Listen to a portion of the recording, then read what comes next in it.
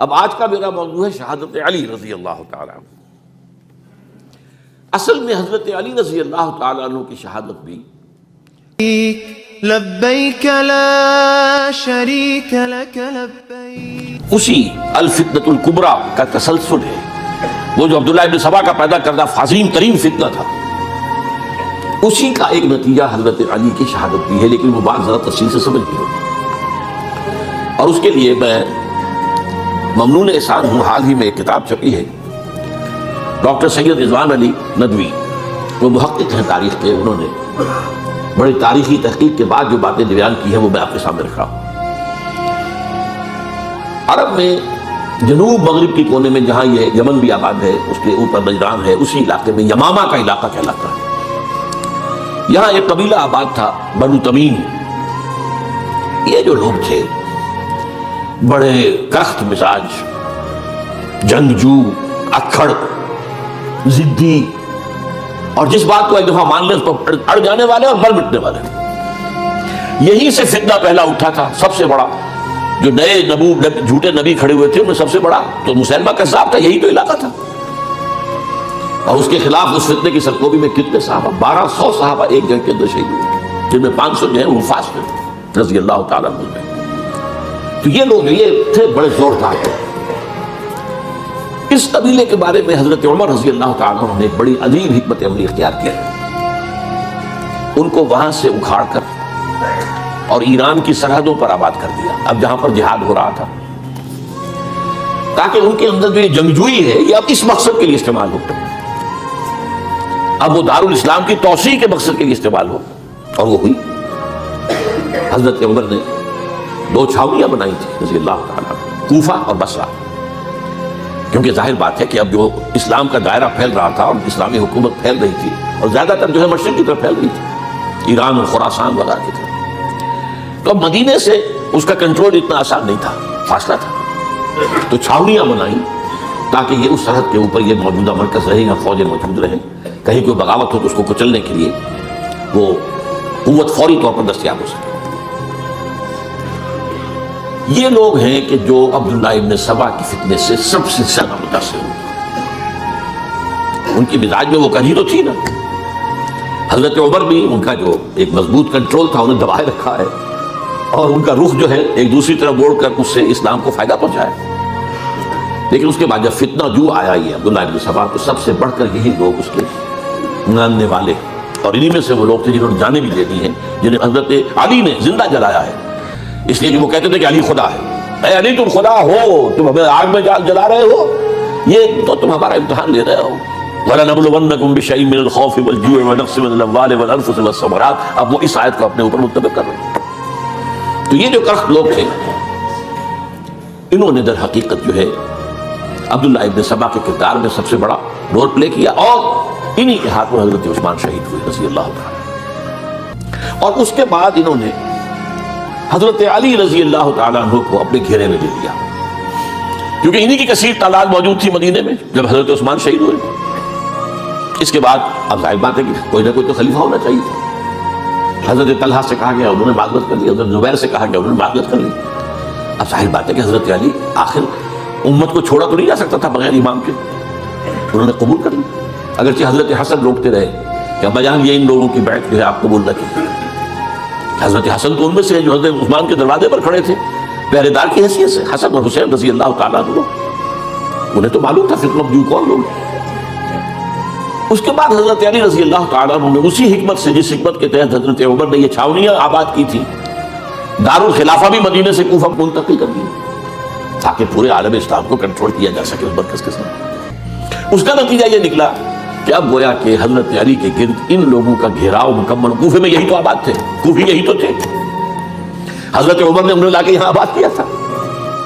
جب حضرت علی نے کوفے کو اپنا دارالخلافہ قرار دیا تو گویا کہ ان کا پھر عمل دخل بہت بڑھ گیا۔ ایک طریقے سے یہ کہا جا سکتا ہے کہ انہوں نے اب حضرت علی رضی اللہ تعالیٰ عنہ کو اپنے محاصرے میں لیا۔ چنانچہ جنگ جمل کے موقع پر یہ ہوا ہے کہ صلح ہو گئی تھی، حضرت عائشہ رضی اللہ تعالیٰ عنہ کے جو نمائندے تھے اور ادھر سے حضرت علی، صلح ہو گئی تھی، یہ طے ہو گیا تھا کہ ہاں قاتلین عثمان کو جو ہے ان کو سزا دی جائے گی، قصاص لیا جائے گا حضرت عثمان کے قتل کا۔ لیکن ان لوگوں نے 10,000 آدمی کھڑے ہو گئے کوفے کے اندر، ہم سب قاتل ہیں عثمان کے، لوگ قصاص ہم سے اگر لے سکتے ہو۔ اس کے نتیجے میں اور انہوں نے جنگ شروع کر دی، اور جب جنگ شروع ہو جائے تو پھر اس کے بعد تو کوئی نہیں دیکھ سکتا کیوں شروع ہوئی، کیسے شروع ہوئی، کس نے شروع کی۔ اب تو یا مارو یا مرو، دو ہی باتیں ہوتی ہیں۔ 10,000 مسلمان 1 لاکھ میں شہید ہوئے جنگ جمل میں۔ اب اس کے بعد حضرت علی رضی اللہ تعالیٰ عنہ کی خلافت جو ہے حضرت علی معاویہ نے ماننے سے انکار کر دیا۔ جب تک قاتلین عثمان کو سزا نہیں دیتے ہم بیعت نہیں کریں گے۔ یہ نہیں کہ دعویٰ کیا ہو کہ میں خلافت کا حقدار ہوں، یہ نہیں، لیکن یہ کہ آپ کو ان کو سزا دینی چاہیے۔ اب یہ تھا وہ مخمصہ جس میں حضرت علی رضی اللہ تعالیٰ عنہ وہ فرماتے تھے کہ میرا ساتھ دو تو میں ان قاتلین عثمان سے سزا جو ہے ان کو سزا دے سکتا۔ ادھر انہیں پتا تھا کہ میں سرنڈر کرتا ہوں تو مجھے علی تک تو پہنچنے کوئی نہیں دے گا، راستے میں ختم کر دیں گے رضی اللہ تعالیٰ عنہ۔ تو یہ پیچ تھا ایک جو ایسا پڑا ہے۔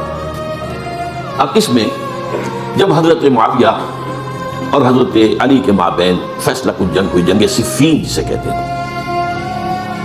جس میں 70,000 مسلمان ایک دوسرے کی تلواروں، تیروں، نیزوں سے قتل ہوئے۔ اس موقع پر حضرت معاویہ کی طرف سے ایک آفر آئی، قرآن مجید کو نیزے پر اٹھا کر لوگوں نے کہا کہ یہ خونریزی بند کر دو، ہم قرآن کا فیصلہ ماننے کو تیار ہیں۔ حضرت علی دیکھ رہے تھے کہ یہ اصل میں میری فتح کو شکست سے بدلنے کا پروگرام ہے، تقریباً فتح میری ہو چکی ہے، لیکن یہ جو طبقہ تھا یہ انہوں نے کہا نہیں بڑی ٹھیک بات کہہ رہے ہیں، وہ مانیے ان کی بات، جنگ بند کی۔ انہوں نے ہی یہی لوگ تھے جنہوں نے مجبور کیا حضرت علی کو کہ وہ تحکیم پر رغبت ہو جائے۔ اس کے بعد تحکیم میں جو معاملہ ہوا، حضرت علی حضرت عبداللہ ابن عباس کو اپنی طرف سے حکم بنانا چاہتے تھے، یہ اڑ گئے نہیں، یہ اڑ جانے والے لوگ، اور یہی اصل قوت تھے، وہاں ساری طاقت کوئی نہیں کی تھی۔ تو انہوں نے ابو موسیٰ اشعری کو اپنی طرف سے مقرر، وہ بہت نرم خو آدمی تھے، انہیں بناؤ۔ بہرحال جو بھی بات طے ہوئی ہے، تاریخ کی روایتوں میں اختلاف ہو سکتا ہے، کہا یہ جاتا ہے کہ طے تو یہ ہوا تھا حکمین کے مابین، ادھر سے ابو موسیٰ اشعری، ادھر سے عمرو بن العاص رضی اللہ تعالی عنہ، کہ آپ اپنے جو کلائنٹ ہیں حضرت علی آپ انہیں معزول کر دیجئے، میں معاویہ کو معزول کر دیتا ہوں، پھر جو ہے مسلمان فیصلہ کر لیں کسی اور کی عبادت۔ انہوں نے کھڑے ہو کے کہہ دیا میں علی کو معزول کرتا ہوں، اور عمرو بن العاص نے کہا کہ میں معاویہ کو قائم کرتا ہوں۔ اب یہ ہے روایت، واللہ عالم اس میں کتنا سچ ہے کتنا جھوٹ ہے، میں کوئی مورخ نہیں ہوں، میں کوئی تاریخ کا محقق نہیں ہوں۔ اس کے بعد جو ہے اب یہ لوگ انہوں نے کہا کہ مانیے تحکیم کو، اور جب انہوں نے حضرت علی نے اس تحکیم کے فیصلے کو ماننے سے انکار کیا، اس بات ہو گئی، حضرت علی کو کافر قرار دیا، اور جا کر ایک جگہ پر حرورہ ایک جگہ تھی، وہاں پر جا کے جمع ہو گئے، جتھا بندی کی بہت بڑی طاقت پر وہاں کر انہوں نے طے کیا کہ علی بھی کافر ہو گیا، معاویہ بھی کافر ہو گیا، عمرو بن العاص بھی کافر ہو گئے، سب کافر۔ حضرت علی کی طرف سے ایک گئے سفیر ان سے بات کرنے کے لیے، تو انہوں نے کہا تم ہی نے تو کہا تھا کہ تحکیم کو تسلیم کرو، کہ ہاں ہم نے گناہ کیا تھا، کفر کیا تھا، ہم توبہ کی ہم نے، اگر علی بھی مان لے کہ میں نے مان کر کفر کیا تھا اب میں توبہ کرتا ہوں تو ہم ان کی بات مان لیں گے۔ اب حضرت علی اس طرح کا جھوٹ کیسے بولتے ہیں، ان تو کوئی کفر نہیں کیا تھا۔ بہرحال انہوں نے پھر بھی نرمی برتی کہ دیکھو اگر تم کوئی خونریزی نہیں کرو گے، فساد نہیں مچاؤ گے تو میں تمہیں کچھ نہیں کہوں گا، لیکن وہ اپنی ان شرارتوں سے بعد نہیں آئے۔ تو پھر تیسری جو بڑی جنگ ہوئی ہے ان جنگوں میں، جنگ نہروان کہلاتی ہے، حضرت علی کی جنگ خوارج کے ساتھ، جس میں 4,000 خارجی جو ہیں ختم۔ اور یہ بات اب آپ نوٹ کر لیجیے کہ یہ لوگ جیسا کہ اکھڑ بھی تھے لیکن اپنی بات پر ڈٹ جانے والے تھے، لیکن ساتھ ہی دیندار بھی تھے، نمازی اور روزے دار بھی تھے۔ یہ اس طرح کے لوگ نہیں تھے کہ جو فاسق اور فاجر، بس یہ مزاج کا ایک ہے جس بات دل میں بیٹھ گئی اڑ گئے۔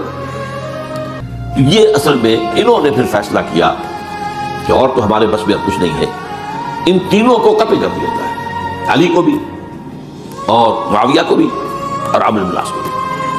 تو ایک جگہ ان کی سازش ہوئی، 3 آدمی معین ہو گئے، ایک ہی وقت کا طے فیصلہ ہو گیا، فلاں تاریخ کو فجر کے وقت تم جاؤ، وہ تم کوفے کی جامع مسجد میں جب علی نماز جماعت کرا رہے ہو خنجر مارو انہیں۔ اور یہ اس کا نام ابن ملجم تھا، خارجی، یہ وہی لوگ بنو تمیم کے لوگ۔ دوسرا جو تھا وہ دمشق میں حضرت معاویہ کو ختم کرنے شہید کرنے کے لیے پہنچ گیا۔ تیسرا مصر پہنچ گیا حضرت عمرو بن العاص کو۔ اب یہ بات اللہ کی طرف سے ہے، یہ تو اس کی مشیت ہے، اس کا فیصلہ ہے۔ حضرت علی پر وار کارگر ہوا، آپ شہید ہو گئے۔ حضرت معاویہ پر وہ وار ذرا اوچھا پڑا، زخمی تو ہوئے لیکن آپ کی جان بچ گئی۔